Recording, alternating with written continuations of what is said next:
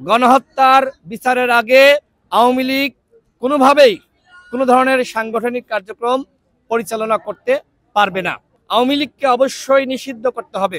আগামী নির্বাচনে আওয়ামী লীগ কোনোভাবেই অংশ নিতে পারবে না। জাতীয় পার্টি কেন, কি কারণে এখানে আসলে আমরা জানতে চাই। আমরা আজকে শহীদ বুদ্ধিজীবীদের প্রতি শ্রদ্ধা জানানোর জন্য গণ অধিকার পরিষদের পক্ষ থেকে এসেছি। আমরা প্রতিবারই এভাবে শ্রদ্ধা নিবেদন করার জন্য আসি।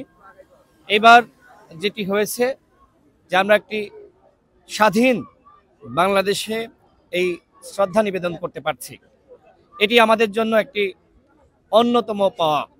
আমরা এতদিন ধরে আওয়ামী লীগের ফ্যাসিস্ট রেজিমে আমরা শ্রদ্ধা জানিয়েছি, কিন্তু আজকে কিন্তু আমাদের জন্য একটি অন্যরকম একটি পাওয়া যে আজকে আমরা একটি স্বাধীন বাংলাদেশে, যেটিকে বলা হচ্ছে যে দ্বিতীয় স্বাধীনতা, এই স্বাধীন বাংলাদেশে আমরা শ্রদ্ধা নিবেদন করতে পারছি। আমরা মহান আল্লাহ রাব্বুল আলামিনের কাছে আমরা দোয়া করি ৭১-এ যারা শহীদ হয়েছিল তাদেরকে যেন জান্নাতবাসী তিনি করেন, এবং একই সাথে এই যে আওয়ামী লীগের গণহত্যাকারী অপরাধীরা তারা কিন্তু নানানভাবে চক্রান্ত করছে ফিরে আসার জন্য।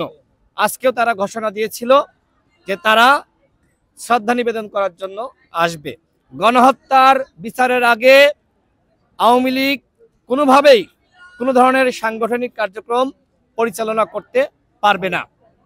আওয়ামী লীগকে অবশ্যই নিষিদ্ধ করতে হবে, এবং একই সাথে আগামী নির্বাচনে আওয়ামী লীগ কোনোভাবেই অংশ নিতে পারবে না। আমরা দুঃখের সাথে দেখছি আজকে জাতীয় পার্টি এখানে এসেছে। জাতীয় পার্টি কেন, কি কারণে এখানে আসলে আমরা জানতে চাই।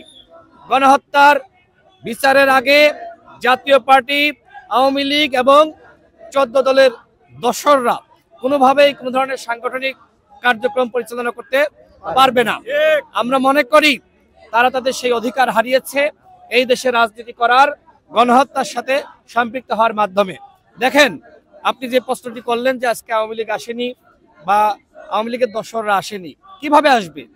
এখন তো বিচার চলছে, আওয়ামী লীগের অনেকে আটক হয়েছে এবং একই সাথে আওয়ামী লীগের অনেকে পালিয়ে বেড়াচ্ছে।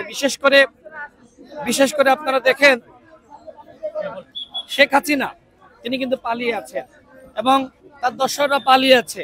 আমরা মনে করি যে এই স্বাধীনতা যারা ফ্যাসিস্ট বিরোধী শক্তি তারাই শুধু উপভোগ করবে, এবং আজকে আমরা শ্রদ্ধা নিবেদন করতে এসেছি কিন্তু তারাই।